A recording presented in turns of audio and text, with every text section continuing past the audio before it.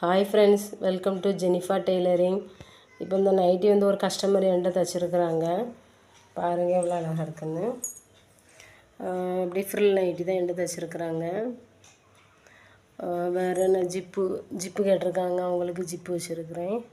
வேறு என்ன இதில் அவங்களுக்கு ஒரு கொக்கி வச்சுருக்குறேன். பார்த்துடுங்க, இந்த கொக்கி எதுக்காக வச்சுருக்குறேன்னா, இந்த மடிப்பு வந்து இப்படி இப்படி வரும் பார்த்திங்களா, அதனால தான் அந்த கொக்கி வச்சுருக்குறேன். இதை அந்த சைடு நம்ம மாட்டிக்கிடலாம், அதனால் அப்படி வச்சு தைச்சிருக்கிறேன்.